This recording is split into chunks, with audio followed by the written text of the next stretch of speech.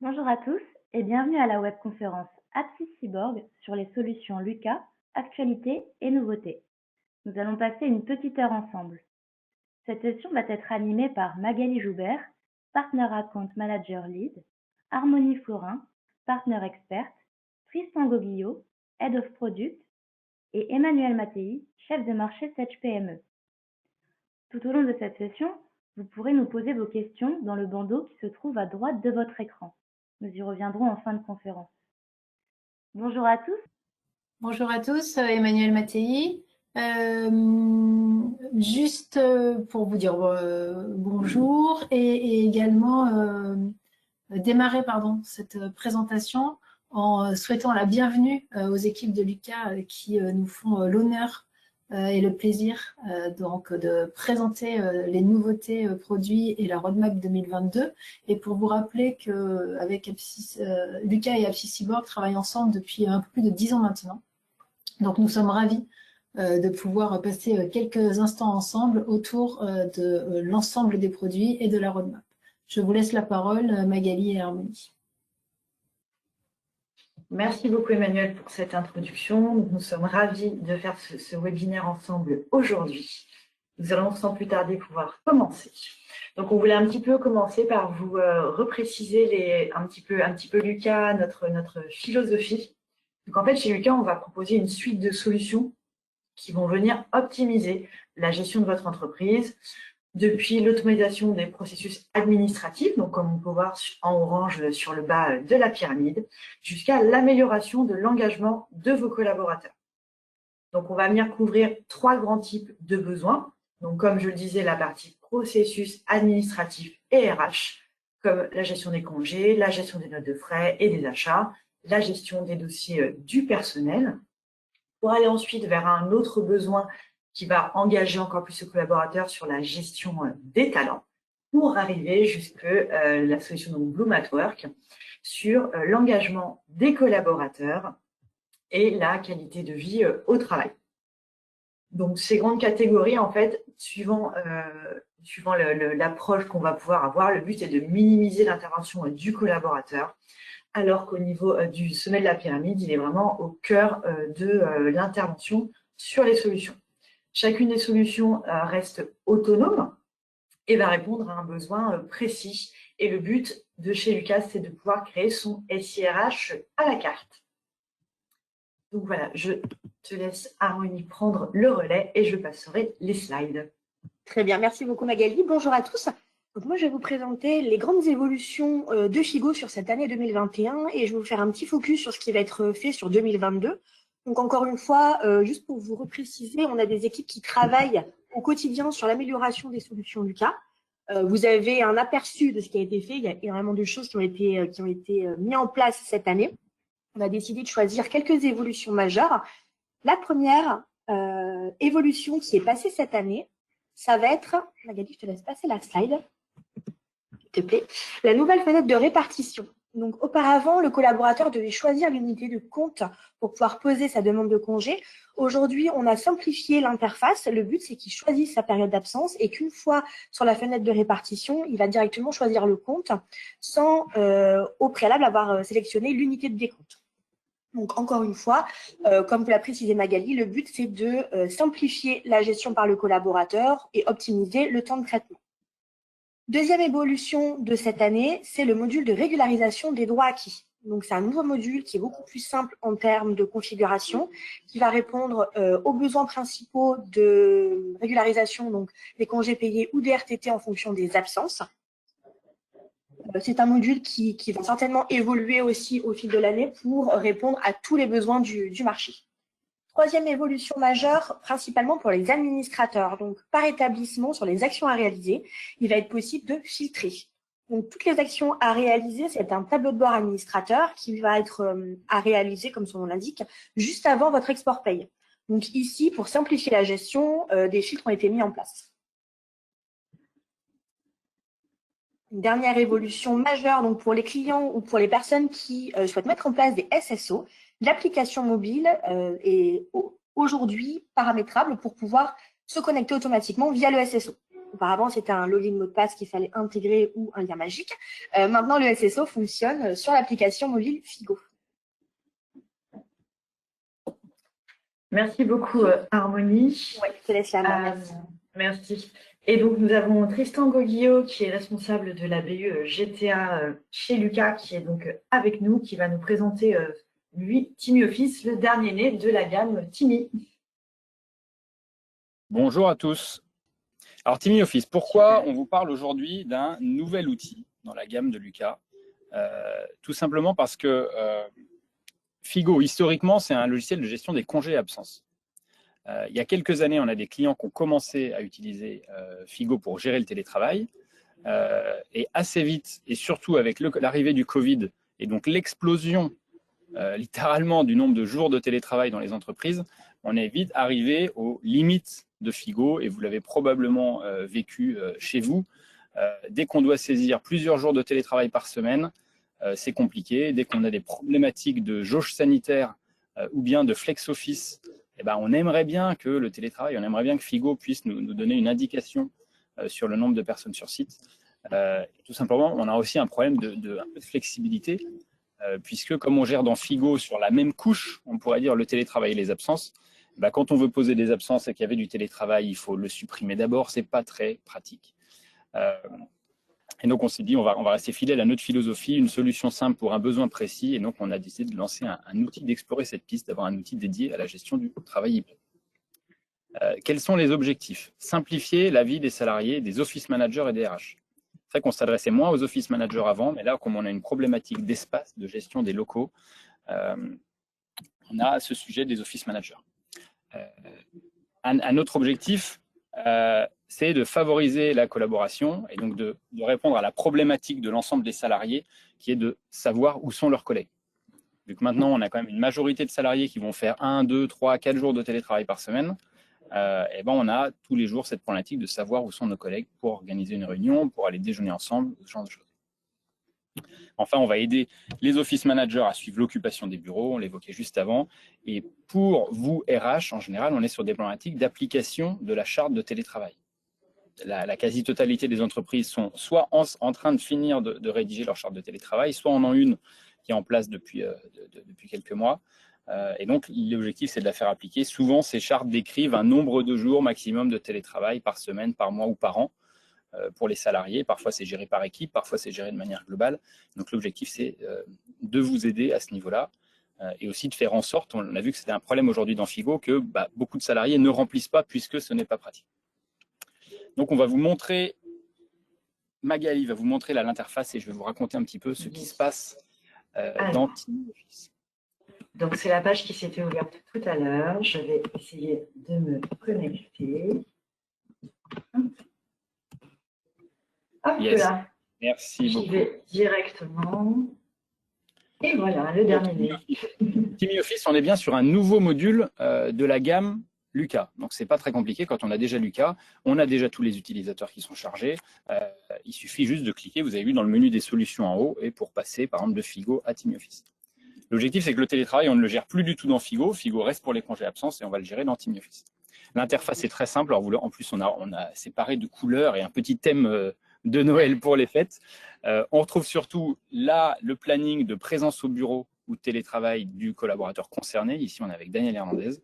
Et donc, alors là, il est rempli déjà pour 2 ou 3 semaines, mais vous pouvez voir que si on clique sur n'importe quel jour, on peut modifier ou faire une saisie super simple. Donc là, on peut choisir entre télétravail. On va proposer de gérer d'autres types, par exemple le déplacement, et sinon la présence au bureau, et c'est particulièrement adapté quand on a plusieurs bureaux. On a pris l'exemple ici du cas avec Paris et Nantes. On peut voir quand on clique sur Paris qu'on peut aussi découper les bureaux en zones. Ça, c'est très pratique pour le flex office. Et sur chaque bureau, vous voyez qu'il y a une gestion de capacité ici. Donc là, on est sur une logique de bureau partagé. Aujourd'hui, on ne fait pas de la réservation de postes de travail individuels. On pense que même pour le flex office, une gestion par zone comme ça, bureau partagé, open space, est suffisante. Si on avance un tout petit peu dans le futur, Magali, si tu veux bien, pour aller trouver la première semaine qui n'est pas renseignée, vous allez voir, la saisie est extrêmement simple. On a un principe de semaine type. Quand on clique là, c'est un petit flocon pour les fêtes. Mais vous voyez, le collaborateur, dans ses préférences qui sont en haut à droite, il va pouvoir définir un motif type. Ça, c'est une vraie problématique qu'on avait sur Figo, c'est cette récurrence, parce qu'on a souvent la même chose. Alors ça correspond à peu près à mon planning. Personnellement, je suis le lundi et mardi à Nantes avec les équipes Figo et le reste de la semaine dans les bureaux à Paris et un peu moins souvent en télétravail. Et donc, je vais pouvoir définir ma semaine type. Et ensuite, en un clic, tu peux même me mettre en télétravail le vendredi si tu veux. Allons-y. On ferme, et là, en un clic, vous avez vu, en cliquant sur cette petite… Normalement, c'est un petit soleil, comme dans Timmy, où ça remplit automatiquement. Donc là, je saisis ma semaine en un clic. On a un rappel dans Teams ou on a un rappel dans Slack en fonction de la messagerie que vous utilisez. Le vendredi après-midi, si jamais je n'ai pas rempli toute ma semaine, j'ai un petit rappel qui me permet d'aller dans l'outil en un clic pour faire ma saisie en un clic. L'objectif, c'est de réduire les frictions au maximum. Et on a d'autres éléments d'aide à la saisie. Vous voyez juste en dessous l'occupation des bureaux. Donc là, on est sur le bureau de Paris, mais on peut changer pour voir l'occupation. Et quand on clique dessus, voilà, on va avoir le détail. Alors là, je suis un peu dans le futur, il n'y a personne. Mais ici, on a le détail de toutes les personnes qui sont présentes sur le site. Et enfin, la vue n'est pas la moins importante. Super. Très bien, merci Maïli pour l'exemple. Et en dessous, il y a le bouton « Où sont vos collègues ?» Vous allez pouvoir avoir une représentation sous forme de planning de l'ensemble des collaborateurs. Par défaut, c'est filtré sur votre département, mais vous avez un petit champ de sélection en haut. Vous pouvez choisir un ou plusieurs départements affichés et on mémorise ce choix. Donc voilà, vous pouvez très facilement retrouver et voir la localisation des collaborateurs pour les… Ça va dépendre de la taille de l'écran. Là, vous voyez qu'on voit à peu près 2 semaines. Sur un petit écran, on voit au moins 1 semaine. Et sur les plus grands écrans, vous pouvez voir 2, 3, 4 semaines. Voilà. L'objectif, un outil très simple à l'utilisation, très simple sur le paramétrage. Et tu peux montrer le tableau de bord. Et je m'arrêterai là. Le tableau de bord qui va vous permettre d'avoir du suivi plutôt pour les RH et les office managers, avec un suivi du taux d'occupation des différents sites. Et vous le voyez juste en dessous sous forme de graphique. Vous avez un suivi mois par mois de l'occupation. Donc là, c'est pour le mois de décembre, jour par jour, le taux d'occupation des bureaux. Vous pouvez aller dans les mois précédents pour voir ce qui s'est passé. Et tout en dessous, la distribution par jour de la semaine.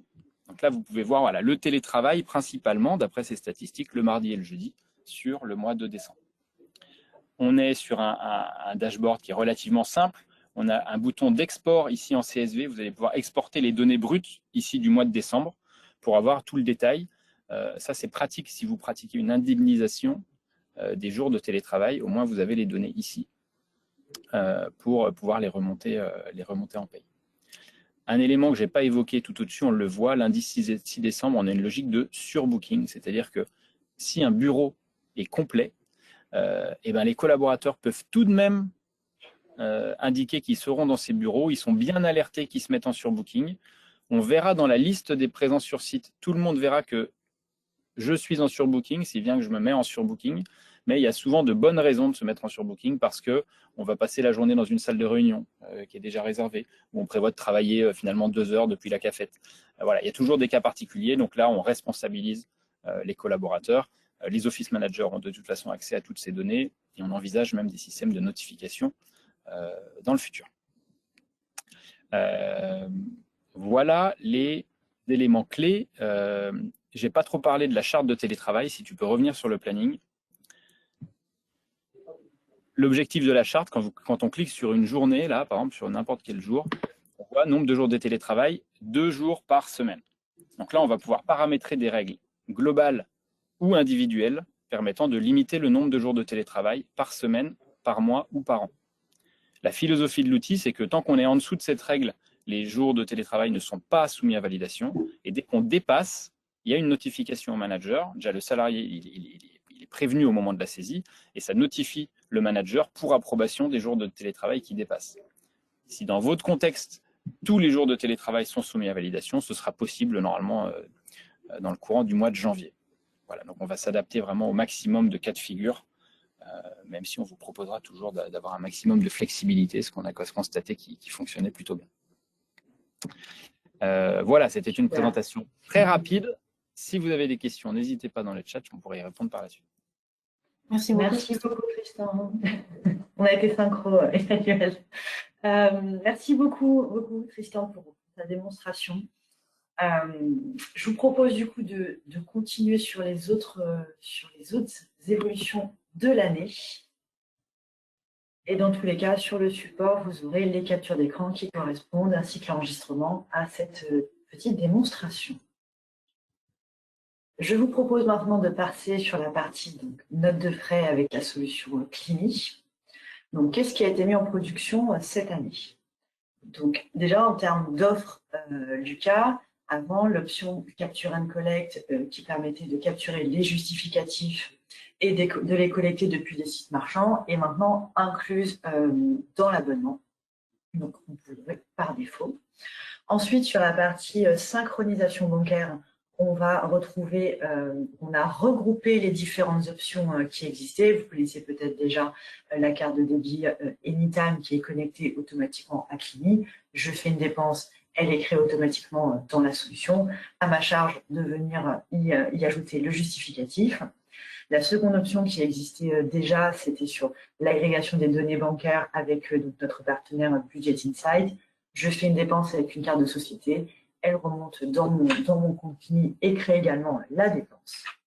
Et la troisième solution qui a été ajoutée cette année pour un certain type de banque, donc c'est vraiment à étudier au cas par cas, ça va être l'import automatique des relevés bancaires via serveur FTP, où on va retrouver les différentes opérations sur les interfaces de chacun des collaborateurs qui auraient effectué une dépense pour la société. Donc maintenant, c'est vraiment, tout est regroupé sous le nom de Climi Banking et on a ces trois solutions qui peuvent être mises en place. Ensuite, toujours pour la collecte des fournisseurs, l'interface a été revue. On a aujourd'hui plus de 50 connecteurs. Donc typiquement, je viens renseigner mon compte peut-être Amazon ou Fnac et je vais avoir ma dépense qui va être mon justificatif qui va remonter automatiquement dans Climi et ma dépense qui va être créée également elle aussi automatiquement. Ensuite, on a mis en place, il y avait une forte demande autour des rappels pour la déclaration des frais. Donc ça a été mis en place, c'est-à-dire que maintenant, tout utilisateur qui va être en retard sur ces déclarations de frais peut être notifié de façon quotidienne ou hebdomadaire. Ce n'est absolument pas un rappel qui est obligatoire. Et du coup, il va falloir remplir certaines conditions. Déjà, le fait que le collaborateur déclare lui-même ses frais, qu'il n'ait pas déclaré de note de frais au cours des 30 derniers jours, et du coup, qu'il ait déjà sur son interface une dépense saisie qui aura à minima 30 jours. Ensuite, pour améliorer tout ce qui est toujours utilisation de l'outil, vérification, on a amélioré la visualisation des justificatifs, ce qui fait que maintenant, quand je vais avoir un justificatif et que je vais cliquer dessus dans ma dépense, vont être mis en surveillance les champs qui ont été pris en compte, en tout cas, qui ont permis de remplir cette dépense. Ensuite, sur l'application mobile, ce qui a été ajouté, c'est le fait de maintenant pouvoir ajouter un document PDF qui viendra créer une dépense. Avant, il fallait plutôt une photo. Donc, on a cette option-là, typiquement, quand on reçoit des justificatifs pour des chambres d'hôtel ou peut-être des factures pour des achats type fourniture, on pourra les remettre sur l'application mobile. Et également, on peut venir sélectionner plusieurs documents. Ensuite, on a ajouté un export. On a donc toutes les personnes qui du coup n'ont pas déclaré leurs dépenses. On va pouvoir retrouver chacun des exports directement dans l'onglet rapport dans Climi. Et le but, ça va être d'accompagner le service financier, enfin le service comptable, pour pouvoir gérer les différentes provisions et connaître en temps réel les dépenses qui sont présentes dans la solution, qui ont été donc créées dans la solution, mais qui n'ont pas encore été déclarées. Et du coup, je continue avec l'application Titre Restaurant. Donc ça, c'est une application qui a été développée en fin d'année dernière, qui a à peu près un an maintenant, et qui est donc une application gratuite et qui permet de gérer les différents titres restaurants. Donc le principe, ça va être que cette application, elle est utilisée en complément donc de Figo, de Climi et également de Poplico RH. Ça va être de se dire qu'on va venir calculer automatiquement les distributions à faire en fonction des différentes informations qu'on a dans chacun des modules. Donc, la liste des collaborateurs dans Popli, les absences dans Figo. Donc, ça veut dire mes absences, ça va me permettre de dire quel est le nombre de titres restaurants à déduire sur la période, et également dans Kimi, la déduction des notes de frais. Donc c'est un petit module qui est gratuit. Si vous utilisez aujourd'hui Figo ou Kimi, Figo et Kimi, vous pouvez l'ajouter directement. Donc voilà pour la partie notes de frais. Du coup, je vais passer le relais à Harmonie pour Poppycore RH. Merci. Du coup, sur Poppycore RH, ce qui s'est passé cette année. Alors, plein de belles nouveautés. Alors, la première, c'est la génération de documents. Donc, dans Poppycore RH, aujourd'hui, vous allez avoir la possibilité de créer des modèles de documents, soit à partir d'un modèle, soit à partir d'un propre document que vous aurez, vous, importé. Le but, c'est de simplifier, encore une fois, la venue du collaborateur dans votre société. Donc, vous allez intégrer au sein de Poppycore RH les contrats de travail, les attestations d'emploi. Chaque document va être configuré avec des balises qui vont permettre de reprendre les données du dossier RH de votre société pour pouvoir générer automatiquement le document en fonction du collaborateur que vous aurez sélectionné. Dans cette mouvance, il y a également la signature électronique qui a été mise en place. Donc, vous créez votre contrat de travail et vous aurez la possibilité, via Poppycore RH, d'envoyer le document, le document assigné à votre collaborateur. Donc, c'est une signature électronique avec un partenaire qui est Signaturite. Donc, simplification, encore une fois, des démarches administratives. Une fois que le collaborateur aura signé son document, ce qui a été mis en place, c'est la possibilité d'intégrer directement le document dans le dossier RH du collaborateur. Donc, vous n'aurez plus besoin d'aller chercher le document, de l'intégrer via un glisser-déposer ou d'aller le chercher sur votre ordinateur. Automatiquement, après signature, il sera intégré à votre donnée du dossier RH. Donc, vraiment un process complet qui simplifie encore une fois l'arrivée de votre collaborateur au sein de votre société. Ça, c'est les grosses nouveautés de cette année. Les projets qui sont en cours, donc toujours dans le but d'améliorer un petit peu l'expérience administrateur et l'expérience utilisateur, l'équipe va travailler sur des contrats V2, c'est-à-dire qu'elle va ajouter de nouvelles données sur les contrats et intégrer un nouveau design. Donc, sur la slide suivante, vous allez voir un nouveau module de configuration des contrats dans lequel vous allez pouvoir ajouter des données qui sont proposées par Lucas et vous allez pouvoir créer vous-même des propres modèles de contrats. Donc, intégrer par exemple les CDI, CDI France, Espagne et activer des données directement proposées. Nouvelle UX dans le dossier RH. Donc, le but d'intégrer toutes ces données, c'est aussi de rendre plus visuelles les informations. Donc, vous avez une timeline qui sera proposée pour pouvoir visualiser les périodes d'essai, la date de fin de contrat et également toutes les données importantes et principales qui seront regroupées sur l'interface. L'équipe Poppycore RH travaille aussi sur de nouveaux indicateurs, donc au format graphique. Ça va permettre, donc ça c'est une chose qui a été demandée depuis plusieurs mois par les administrateurs pour avoir principalement des informations sur les effectifs. Donc là, vous voyez plusieurs onglets, l'évolution, la répartition et la composition des effectifs avec bien évidemment plusieurs filtres à l'image de ce qui se fait sur les autres solutions du cas. On met à disposition bien évidemment des administrateurs toutes les informations pour qu'ils puissent derrière faire des traitements et des analyses. Une autre évolution donc, qui est en cours et donc qui est en cours de test chez Lucas, c'est la déclaration préalable à l'embauche, donc DPAE. Donc ce sera possible, on n'a pas encore de date de sortie, bien évidemment on vous préviendra dès que ce sera opérationnel. Ça vient vraiment dans cette lignée des générations de contrats et de signatures électroniques. Sur cette partie-là, je pense qu'il y aura même un webinaire qui sera organisé, on pourra donner les informations. Sur Poppycore RH, on a fait le tour. Je vais vous parler maintenant de Poppy Entretien et Objectif. Donc, le but de Poppy Entretien Objectif, c'est de gérer la performance des collaborateurs. Et ce qui est passé en production cette année sur les campagnes d'entretien, c'est l'ajout d'un approbateur. À quel besoin ça répond? Donc, on vous a mis quelques exemples ici. Donc, par exemple, l'accord d'un PDG sur les campagnes d'augmentation ou les entretiens annuels, ou éventuellement l'intervention du service RH lors d'un retour de maladie longue durée. Également sur Poppy Entretien Objectif, demande d'avis entretien 360. Donc, dans la configuration de vos campagnes d'entretien, vous allez pouvoir activer les demandes d'avis par des contributeurs pour pouvoir laisser la possibilité aux responsables d'entretien ou aux collaborateurs de demander l'avis de pair.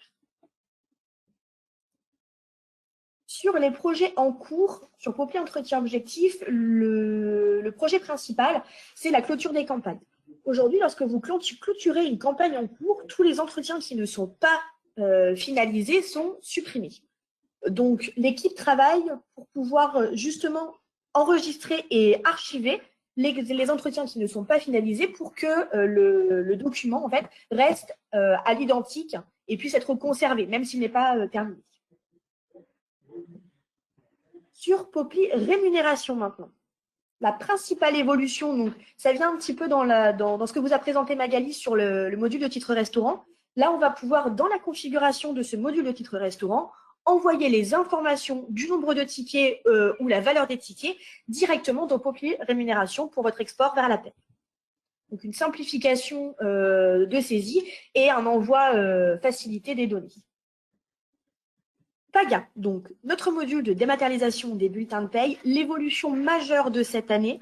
Je pense que vous avez tous été au courant que le numéro de sécurité sociale n'était plus forcément obligatoire sur les bulletins de paye. Du coup, notre équipe a travaillé d'arrache-pied pour pouvoir proposer une solution rapide à nos clients et à nos prospects, puisque auparavant, PAGA se basait sur le numéro de sécurité sociale pour faire la distribution des bulletins de paye. Aujourd'hui, on a deux algorithmes distincts qui vont permettre, soit si le numéro de sécurité sociale est présent, de distribuer grâce à ce numéro de sécurité sociale et de repérer le collaborateur concerné, soit si le numéro de sécurité sociale n'est pas présent, de faire l'association via le couple nom et prénom. Vous avez une fiche d'aide à disposition qui vous réexplique toute cette partie-là. Pour Timmy Timesheet, je vais repasser la main à Magali. Merci Harmonie. Donc, Timmy Timesheet, qui est donc notre solution de suivi des temps de présence et d'activité basée sur l'autodéclaratif. Donc, ce qui a été mis en place cette année, c'est une extension Chrome qu'on appelle Timmy Timer. Donc, le but, c'est de pouvoir se dire, je démarre ma journée. Si je suis en activité, je vais pouvoir venir choisir des projets que j'aurais mis en favoris en cliquant dessus et mon timer se déclenche, ce qui va permettre du coup de moi pas avoir à faire de saisie directement dans la solution. C'est également disponible si je suis en présence et en horaire.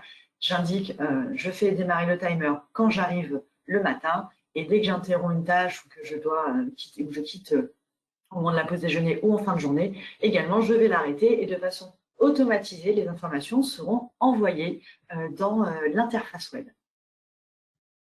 Sur les projets qui sont en cours, donc on a eu beaucoup de sollicitations sur le sujet pour continuer surtout dans l'amélioration de l'expérience utilisateur et surtout répondre aux usages que l'on a chacun avec nous. On sait qu'on a plus facilement notre téléphone à la main qu'un ordinateur. Donc on est en train de développer l'application mobile de Timmy. Donc la première version sera sur iOS et sur Android également par la suite. Donc les deux sont assez proches, hein. Donc, ça veut dire qu'il n'y aura pas beaucoup de latence entre les deux sorties. Et ça va venir permettre une saisie des temps. Donc, comme on le voit sur la capture d'écran de gauche, si je suis en présence, du coup, je vais pouvoir indiquer l'heure à laquelle je suis arrivée. Et si j'ai les éventuelles pauses, à quel moment, à la fin, j'ai terminé ma journée. Et on va le retrouver également côté activité. Donc, je travaille plutôt sur des projets. Et auquel cas, je vais retrouver mon système de favoris, je vais pouvoir venir ajouter des projets. Et comme vous le voyez, on a l'information au niveau du bandeau vert qui est très clairement dite par rapport à mon horaire théorique, si je constate un écart, si j'ai fait plus ou moins d'heures. Ensuite, le gros chantier sur lequel travaille l'équipe Timmy, c'est ce qu'on appelle donc la typologie des temps. Ça va être de pouvoir indiquer, par exemple, du temps de travail effectif, mais également d'autres types de temps. Type, je veux venir saisir du temps de trajet que j'aurais pu effectuer sur un projet ou en tout cas dans ma journée. Ça va être de pouvoir intégrer peut-être du trajet de déplacement. On pourra dissocier trajet en train, trajet en bus. Et du coup, ce sera directement visible et pris en compte dans la solution en lien avec mon temps de travail et mon temps de travail effectif. Et voilà, nous sommes allés relativement rapidement. Donc, on vous remercie beaucoup pour votre attention. On espère que ce webinaire vous a plu. Alors, je vous remercie. On va clore cette conférence web. Merci à tous de nous avoir suivis. Vous pouvez retrouver les sujets de nos prochaines conférences web directement sur notre site apsicyborg.com. Bonne journée à tous et à bientôt. Bonne journée, Merci au revoir. beaucoup. Bonne journée à tous. Au revoir. Merci, bonne journée.